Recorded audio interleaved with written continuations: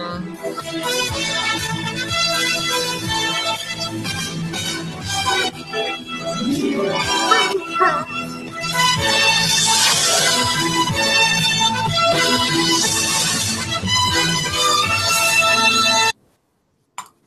again, everybody, and welcome to another episode of the Awesome Haze Podcast. This is Michael. This is Lawrence. Hi, Michael. Hi, how are you? I'm great. We're here at Studio MH, the mayor of Studio MH. I put him on a plane this morning, so I kind of feel like I sent my child to camp. But that's okay. What kind of camp is he going to? Is it for work? No, he's going for a family affair.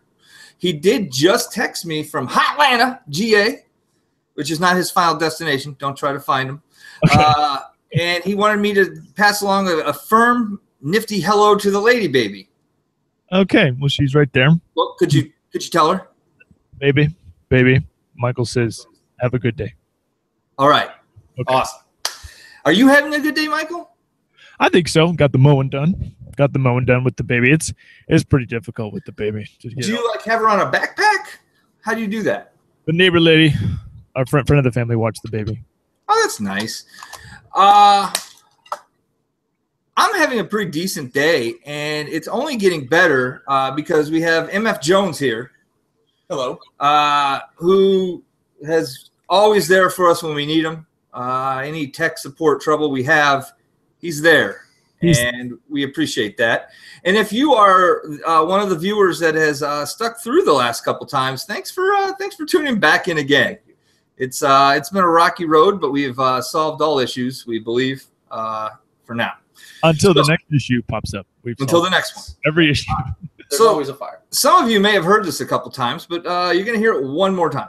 And it sounds different each time. In the early days, sometimes we do shows 3 or 4 times if we're not recording properly. Well, that's just how it is in art class. Was that pre-video? Yes. So we get fan mail. We get some good. We get some bad. Either way, I'm going to discuss the bad. They listen. Either way.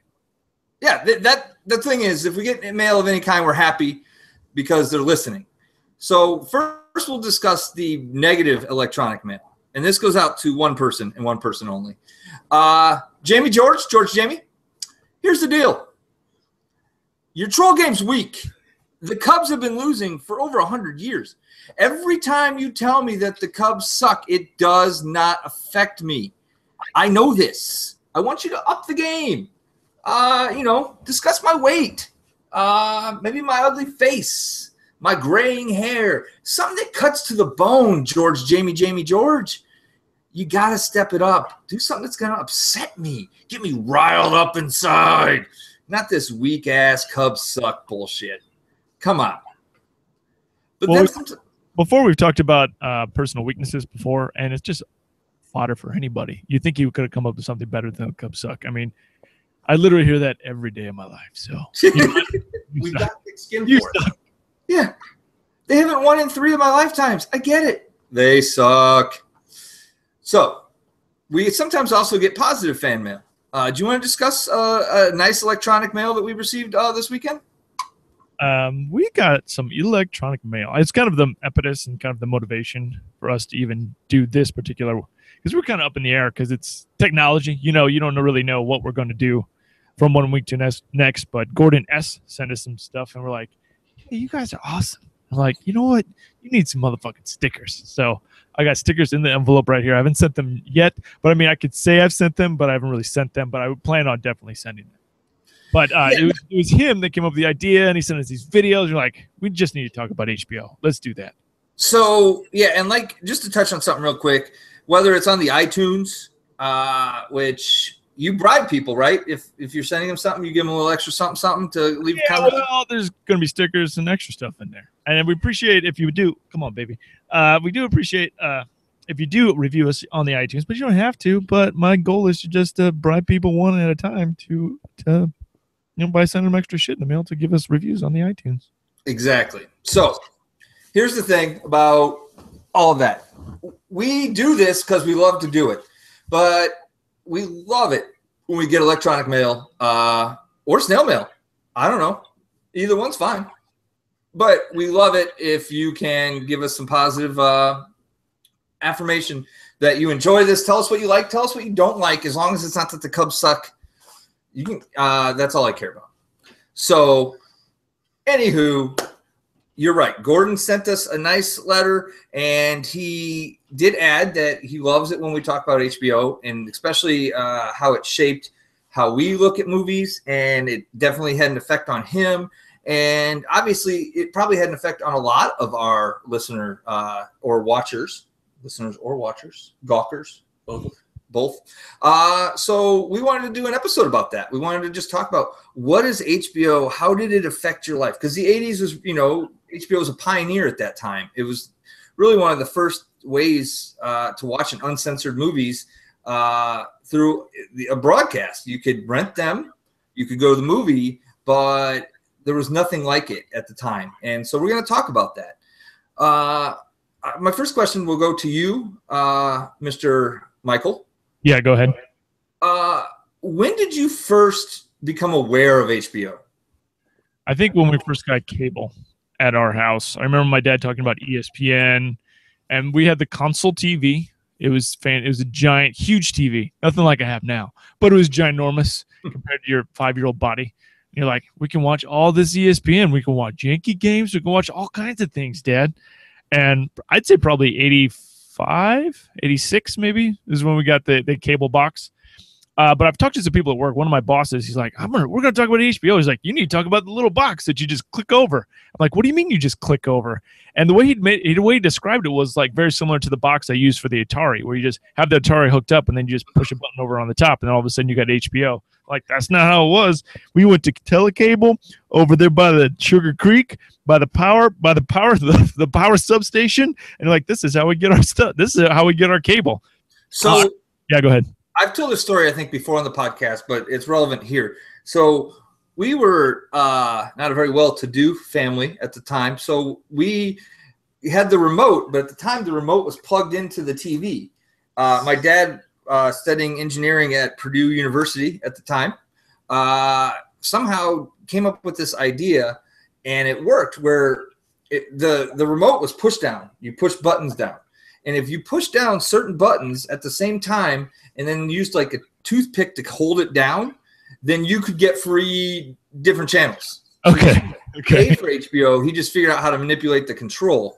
And there was no internet or life hack then. So, it wasn't something that was like widely spread. It was just something that he, with his genius mind, sat down and was like, I'm going to figure out how to get free HBO, home box office. Did this work for Cinemax too? Yeah, we had lots of them. We had Showtime because that's where I got the Harry Anderson special from that we reference all the time. So, MF Jones, when did you first become aware of HBO? It would have been second grade, which would probably I'm an 83 baby. So around the late 80s, 88, 89, 90. I would say specifically what I remember about HBO is it was either a topic of ridicule if you did not have it, or you could have been pranked into admitting that you have human body odor. So that's how I was basically either conned into admitting that I have human body odor or was aware of HBO. So HBO, was it a status symbol to you, Michael? Like, did kids walk around and were they like, I got HBO? Yeah. Oh, you don't have it? You don't have the Cinemax? You didn't have it. It was a status symbol, but if you had it, you didn't really care. Like, sometimes I felt, I guess I love HBO. Like, sometimes I would look at people and be like, man, I feel sorry for them. They don't even have HBO. It's a free weekend. I look at them outside playing in the yard. What are they even doing? So let me ask you this, Michael. What was so special about HBO? It's where you wanted to be. It made you feel at home. It's like the advertising campaign to everything else. It's like, this is where you want to be. This is what family's all about, is sitting, watching TV and wasting time sitting there on the couch. Yeah, but what did they have differently than any other channel? Cuss words and boobs. Titties. No commercials. No commercials. Which was a big deal. And you would assume that when it first came out, they bought a lot of these movies on the cheap. because they weren't great movies that they showed. Like, you would remember when they did a premiere when they actually got like a big movie.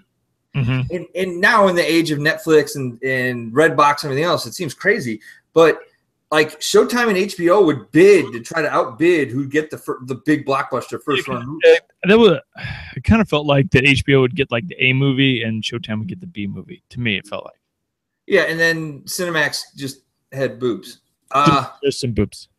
So and we'll talk a little more about Cinemax and Showtime later on. But yeah, HBO seemed to be at the forefront of that. They usually did get the bigger movie, and they would advertise it like months in advance, like June 1st. You're going to get this. Like the second the movie stopped being in the theater, like start plugging it on HBO. It's going to be on HBO.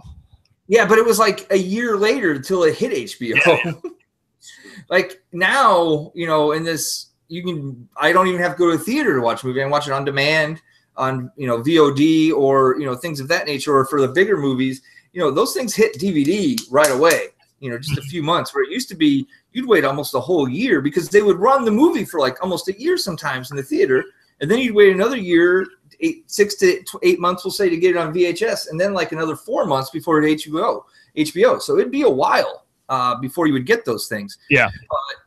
But, yeah, it was just like a weird family experience. Mom would make the popcorn, and you heard that theme song, which you played in the beginning.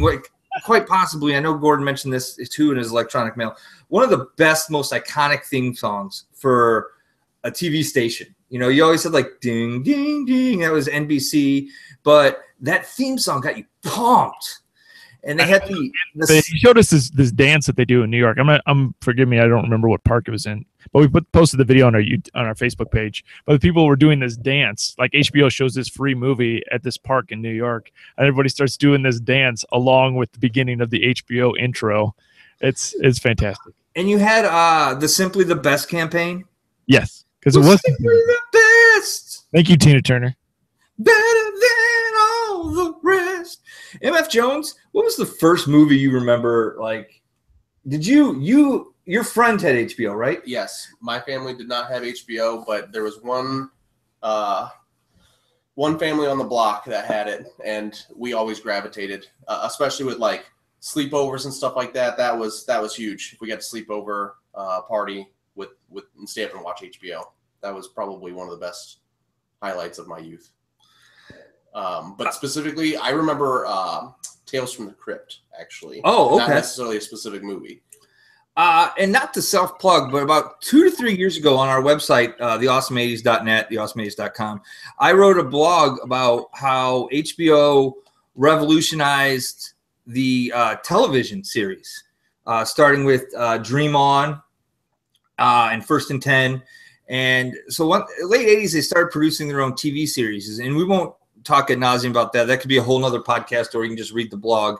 But they really did change the way TV was made, and really led up to now the emergence of AMC and networks like that on cable, who are running great first original series. But HBO, yeah, Tales from the Crypt was a huge thing. I remember watching that with my dad, and just, and it was creepy and weird. It was very weird. And sometimes just batshit crazy. But Michael, what was the first movie you remember? I don't remember a movie. I remember it was like one of the first Mike Tyson fights on HBO. Yeah. But then I remember watching Poltergeist, and then also the first Nightmare on Elm Street also. I remember the Poltergeist, it was a PG movie, so my parents were like, just sit him down in front of Poltergeist. What does it matter? But I definitely remember sneaking out to watch Nightmare on Elm Street, because that's a bad movie to watch. But I did sneak and see that. So I put it out there on our Twitters and our face space to tell us what was the first movie you really remember. Friend of the show, artist of the show, Dean S. His first movie that he remembers on watching was, or his favorite movie, I'm sorry, not his first. His favorite was Real Genius. Oh, God. How good is that movie? That movie's the best. I love it so much. We had some others. Do you have Gordon's electronic email up? He had a few. No, I do not, Glenn. Okay, I will pull that up momentarily. Okay. Bob Z on the face space loved watching The Dream Team on the free preview, which is a movie we will get to at some point. Matthew D was Summer School. Casey, our friend Casey chimed in. Roadhouse, and Joe L. And Joe L has been very awesomely active on the face space lately. His was Look Who's Talking. Okay. And while I'm mentioning this, the face space, can we give it up for our man? We haven't given it up for him in a couple weeks, and I've been meaning to. What about Lewis? Huh? Mr. Rizzo? Yeah, why is he not a paid employee? I mean, because we don't get paid, so that's probably one of the reasons. If he wants to give us stuff, that's fine. I don't really care. He's constantly posting stuff about news in the 80s. He just posted a bunch of stuff about Screech. He was convicted of 2 misdemeanors when he stabbed that guy. I guess when you stab a guy and you're Screech, you get 2 misdemeanors. It's totally fine. It's okay. It was superficial, I think. Yeah, and then he posted an article about Sheamus, my favorite professional wrestler right now. And he's going to be, I think, Rocksteady in the new Teenage Mutant Ninja Turtle movie. And he also shared an article about, this goes back to a few episodes ago, but Sam Shepard was arrested not only for drunk driving in McLean County area in Illinois, but also in the Santa Fe area as well. Also, real quick shout out to John D. He sent us some stuff. So people message us a lot too on the face space, just sending us stuff, and we love it and we thank you. And also Mark H. Suck it. Okay. Yeah, Mark H. Yes. Oh, also Missy CP. She posted this poster of it looks like a GameStop where it reads unattended children will be given to the Goblin King. It's got a picture of David Bowie as the Goblin King. Missy, former co-host or guest host. Guest host, yes. So some of the movies that Gordon stated in his initial email, The Boy Who Could Fly. We haven't done that one, have we? Yeah, we did. It's okay. It's piss, Glenn. Yeah, we did do that. That was a long time ago. Kid Coulter. Okay. Which was that took me way back. And Invisible Kid. I love the Invisible Kid. PG-13, I believe, and titties. Is there titties? I know he's naked a lot. Oh, he goes to the locker room and sees titties. I swear to God, he sees titties. We talked about phantom titties before. You like this movie? We definitely see titties. I think we see titties in that movie. I think we do. So anyway, what was your favorite? Like, what movie? I mean, we can go through. I think I want to give a shout out to last week's guest, but I think just one of the guys. I think it's the best. I think. Wait, what do you mean last week's? Did you do a show without me? I did a show without you, Glenn. Much like this week, which you cannot tell. We did have technical difficulties, but we're powering through and we'll just give you the best show we possibly can right here from the Awesome 80s team. So let's just throw out some ones. There's one that I actually had an urge to watch today, and then I was pissed that we already did it. Because when I watch an 80s movie, I want to be able to think like it will contribute to the podcast. And that was The Legend of Billie Jean. I like the Heavenly Kid too. I was a big fan of the Heavenly Kid. Yeah, we recorded that. I believe special guest Liz was on that episode with us. I'm still not a huge fan of that one. Isn't it part of your 2-pack? Isn't it part of you? Don't you own it? I do. I believe it is part of a 2-pack. All right. Maybe you need to watch it again. I watched it for you. I love the song. The song is fantastic. It's horrible. Eddie and the Cruisers, right? No, it's not. It's just like it's like they took a song from Eddie and the Cruisers and they put it into the Heavenly Kid. You got him to like Tequila Sunrise. I think on the edge, but he won't admit to it. Oh, did you rewatch the episode? I don't know. It's like the first 3. The first half was good. The first half was good, and then it just sucked. You sucked that movie off on the couch I'm sitting on. You wanted to be best friends with them. Like the first half of the movie on Tequila Sunrise, you wanted to be like one of their friends. You're like, I want to be one of their surf friends. I want to be one of those dudes. And then at the end of the movie, you're like, I don't give a shit about any of these characters. Well, that's your problem. That's your problem. That movie's your problem. So Legend of Billie Jean, just one of the guys. Heavenly Kid. What are some others? Of course, Plain Clothes. We always talk about that. Plain Clothes, a great one. So this was what was awesome about HBO, especially on summer vacations where you had just like weeks of just not doing anything, is that you could sit there and watch the same movie like in the morning, in the afternoon, the next day. Like they didn't have a huge variety of movies that they would play. Every month they probably had 20 movies, and that's what they had for that month. And they would just roll them over and over and over again. Like you could legitimately watch one movie 20 times in 1 week. At least that's the perception that you felt, you know? Yeah, no, it was constant. You would constantly like watching the same movies, but you fell in love with them. Overboard was another great one. Yeah. Howard the Duck. Oh, Howard the Duck. And of course, Can't Buy Me Love. Yes. Although I don't know if that's how I fell in love with it, but I think it was also played and replayed on TBS or TNT as well. Yeah, I don't know if I got that from them. What are some other ones that really like, or what's like your favorite part of HBO as a kid besides the bulk of the replaying of movies? Like, what are other things that really drew you into it? Well, I think the documentaries. I always talk about the damn documentaries, but also like the stand-up too. And then later on, they had the TV shows with Dennis Miller and Bill Maher and Chris Rock. And then right now, there's John Oliver's show. You're like, I don't have HBO, but I watch the shit out of the shows on YouTube. I'm like, let's see what's up with John Oliver on the YouTube. And I think it's great. I think John Oliver is great. It feels like they're giving the finger to the rest of the world. Like, we're giving you the truth. You know what I'm saying? I mean, their perception of the truth. It's like, instead of it being watered down or whatever, it's just like, there's no more bullshit. Here's HBO. I know you had. I was gonna say the last MF Jones is seriously my favorite new news program, and I think what John Oliver is doing from what he learned from Jon Stewart and The Daily Show is just exponential with having HBO as the platform.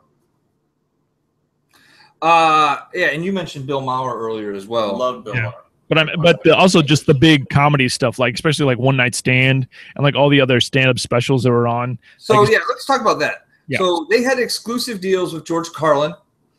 So they had two different types of comedy specials. They had the big headliners got their 1 hour show.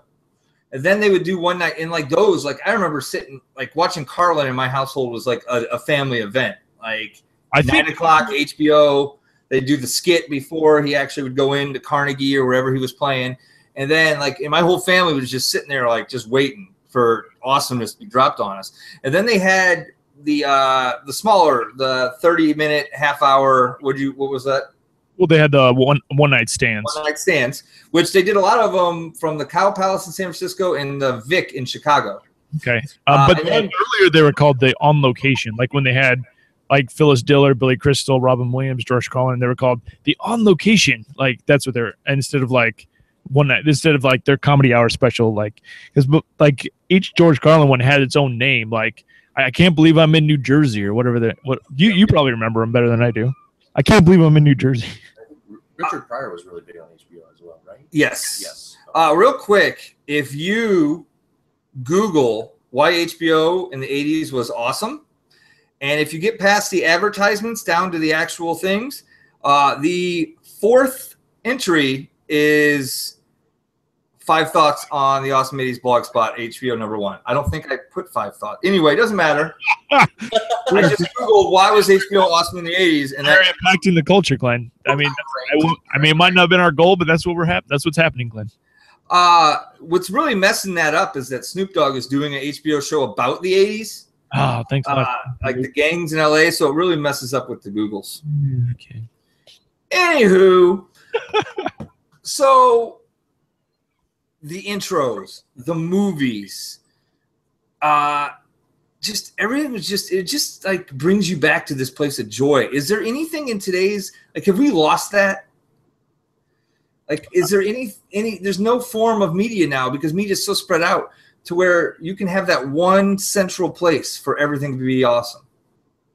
I don't think so. I think it's all going to be fragmented. Everyone thinks, especially like, I mean, when you break it down to like your playlist on your iPod or whatever, and everything is totally different, totally fragmented. And we'll probably talk about this later, but I think HBO is basically going to become an app someday. It's going to be an app on your phone or on your TV. Might as well talk about it now. MF Jones has a lot of. It just feels like this is, I mean, especially like all their material. Like if you can get access to their backlog and you click on their, like have their app on your smart TV or on your iPod or iPhone or whatever, or your Mac. Here, MF Jones. I think that's what's going to happen with HBO. Okay. Michael, are you aware of the HBO Now? Yes, It's already there. Yeah. That what's happened to then? Yeah. Can we? You keep interrupting. So several years ago, I worked for not the largest or even close to the largest cable company, but a fairly large cable company. And for years, I kind of questioned how they did things or why they did things. And I learned a lot of, had a lot of epiphanies kind of in terms of how cable works, how the subscription services work, the premium channels, all that stuff. And at the time, the CEO, this was probably 2010, the CEO for HBO announced that they were going to be releasing a subsidiary app or a service online that they would be able, their subscribers, their current subscribers, would be able to consume their content. And it wasn't even the full library, it was just certain things. And I think it was called HBO Go. And at the time, he announced that they would never offer a standalone service. And I called bullshit on that. I knew at some point that that's where the market was going to trend. And part of that is because HBO has been a trendsetter for decades on where the medium has eventually transitioned. And about, 5 years almost to the mark, because it was as Game of Thrones was being released when they made these announcements. They released HBO Now, and I will admit I signed up as soon as I could, and the service that HBO Now provides is almost exactly what you were talking about, Michael, where it may not be the one thing that you watch, but your television, your smartphone, smart TV even, is just going to be a hub for all of these different portals.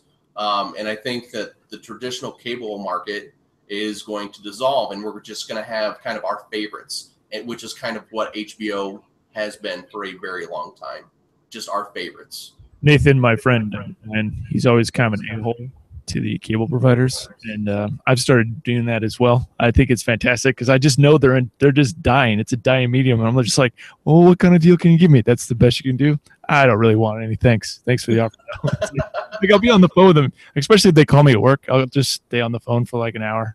Like, all right, well, what if I get this package? Well, what if I get this package? Because I know it's a dying market, and these guys, I mean, they're bothering me at work. I'm like, I'm just gonna, if you can give me an offer that I cannot refuse, that I know I will be happy, and my wife will be like, oh, why didn't we do that a long time ago? Anything to hook you, Michael. They really will. Yeah.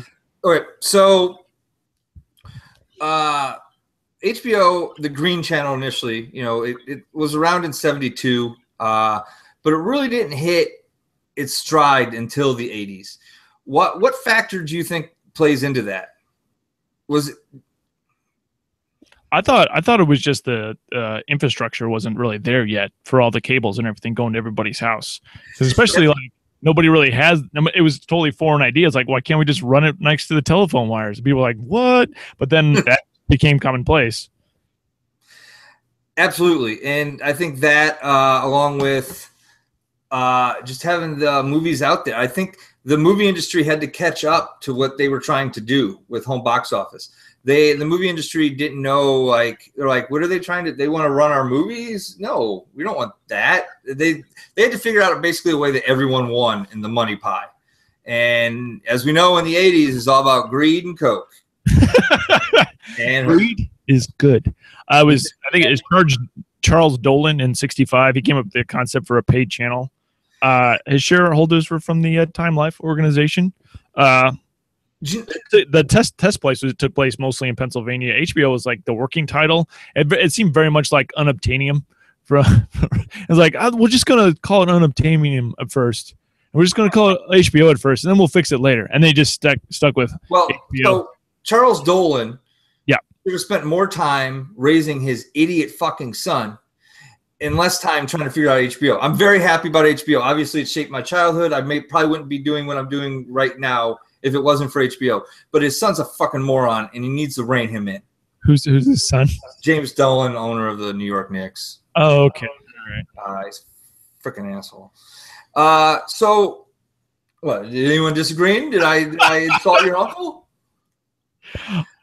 So along with HBO, there came Cinemax and Showtime. Now, Cinemax was always kind of partnered with HBO. Like they were always like, hey, if you buy HBO, we'll give you Cinemax for $1 a month. Cinemax got like the 18th string movies, like so low. But what was the one reason that everyone got Cinemax? Well, it first started out as a 24/7 network. HBO did not start as a 24/7 network. And the boobs. The boobs. Cinemax, Skinemax for all you teenage boys at home. It launched in 80. And real quick, they figured out. When?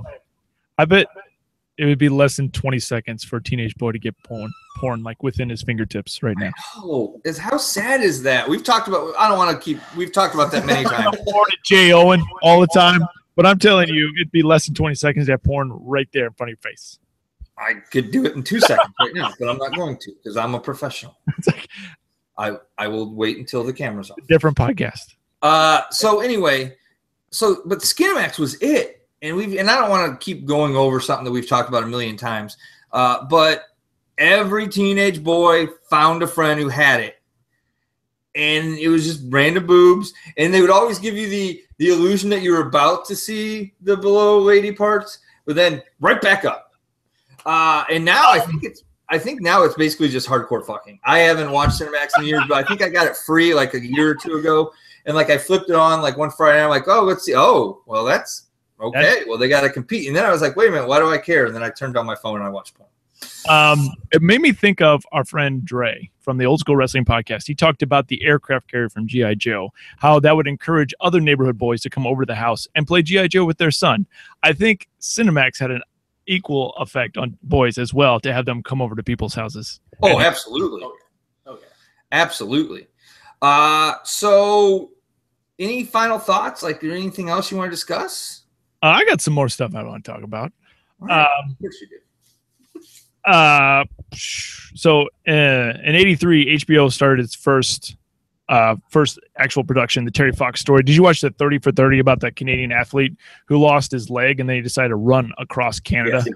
So, I mean, it was initially like that was their first presentation. I mean, it was the first actual like brought to you by HBO.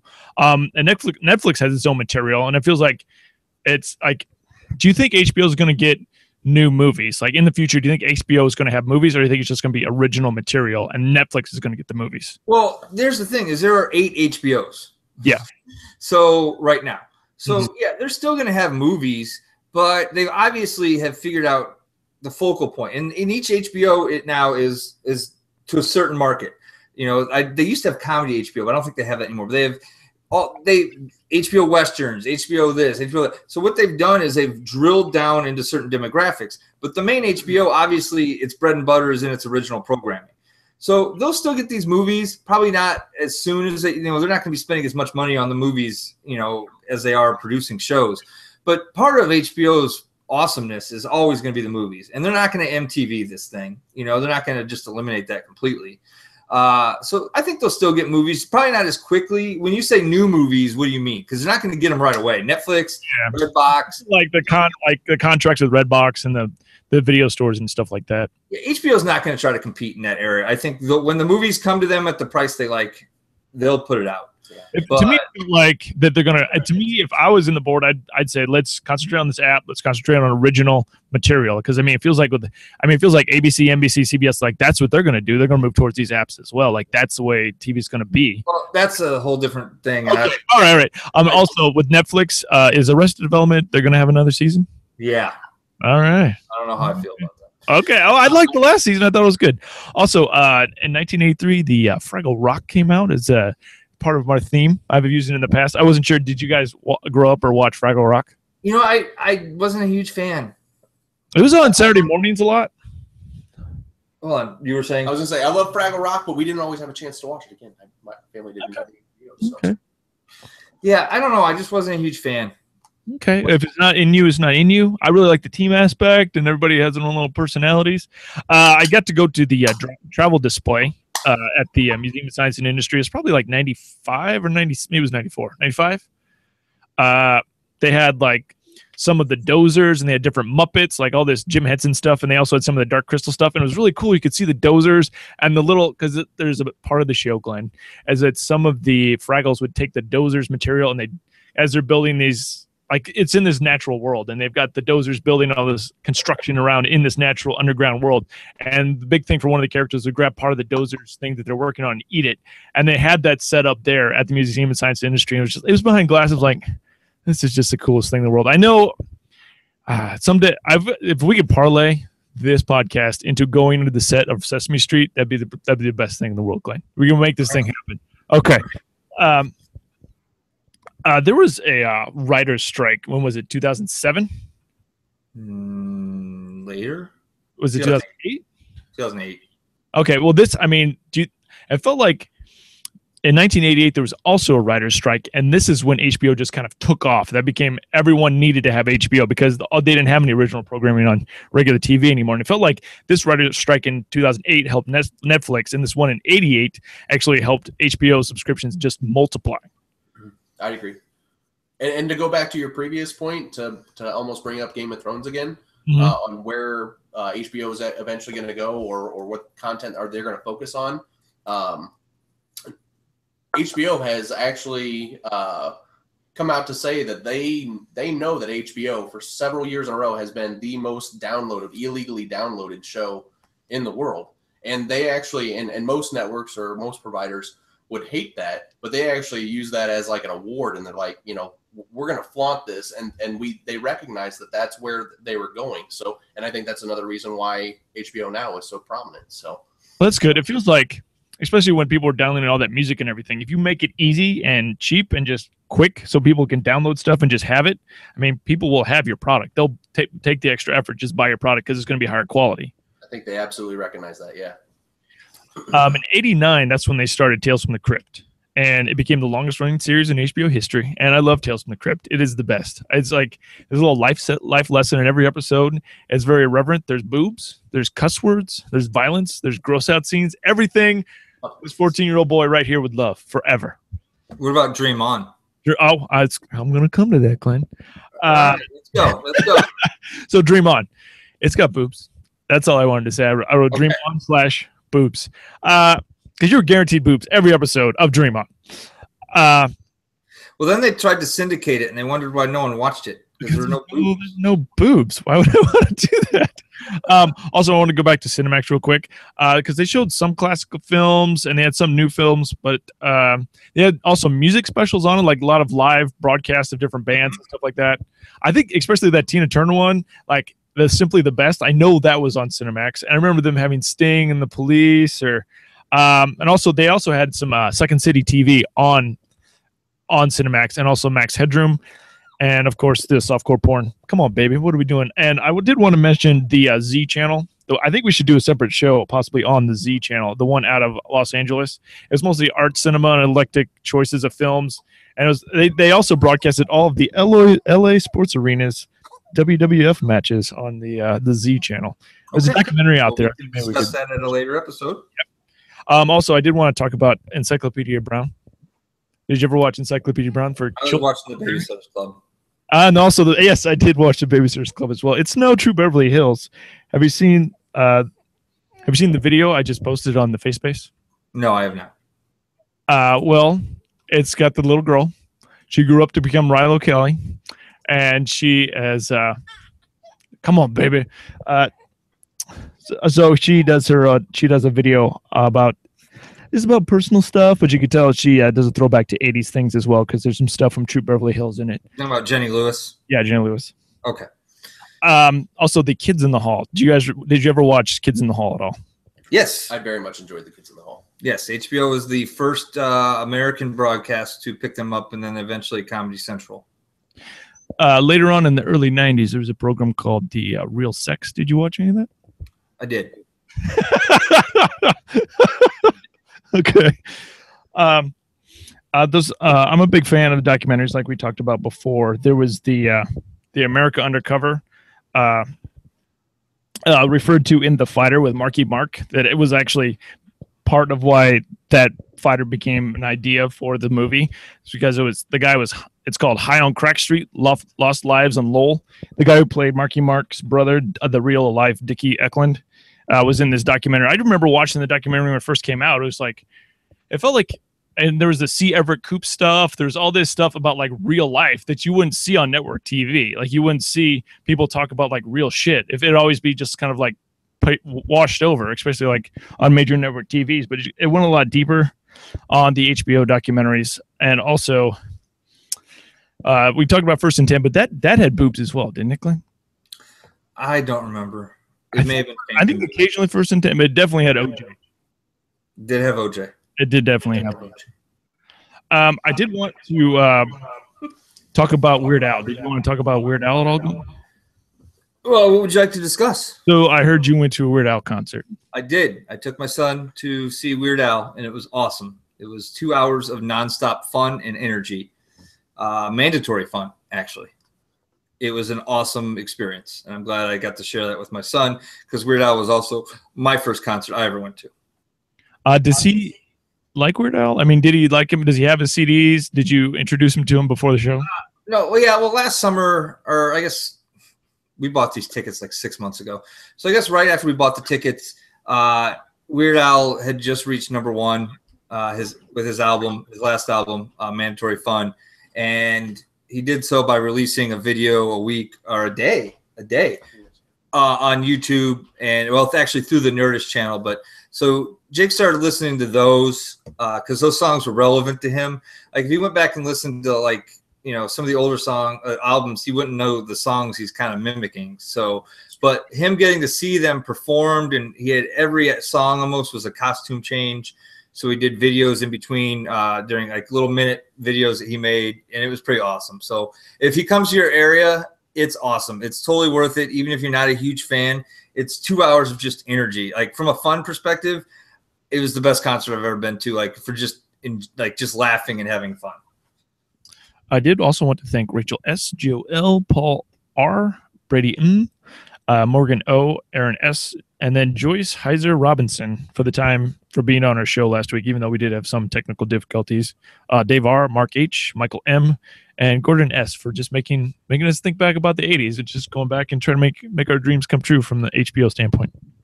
Quick plug real quick. Sunday night, June the 28th, I will be participating in a live podcast from the WESN studios here in Bloomington, Illinois, for our friends at the Old School Wrestling Podcast. I'm super excited to do that. I thank them for the invite. I will have more details in the coming weeks on where you'll be able to listen to that. But super stoked about it and looking forward to it. I don't want to give anything else away because I don't know what I can or can't say. But I haven't signed my contract yet, so I don't want to violate any terms. But really excited that they asked me to do that. It meant a lot, and I'm looking forward to it. Keep sending us your emails, good or bad. George, step up your troll game. It's weak. MF Jones? Shout out to Bobby Joe. Thanks for the support, especially with technical difficulties. Thanks for Thank you. There. She's kind of our spotter, so if we're having an issue that we don't know about, she quickly lets us know, hey, this is going on your live feed, and that way we can try to correct it either behind the scenes or just scrap it and start over. So that help is invaluable to us. Thank you so much. She's on. Okay. Thanks for listening, everybody. Thanks for listening. Thanks for dropping us some fan mail and some iTunes reviews. I know you're going to be doing it. Thank you, MH, for letting us use your studio, the mayor of Studio MH. I will take care of your flying weird creatures while you're gone. And hey, you know what? Stay awesome, everybody. Stay awesome. Game over, man. Game over. Let's get out of here! Like now! Au revoir, Mr. Hyde. Au revoir. Au revoir, Phoebe. Au revoir, Simone. Yep.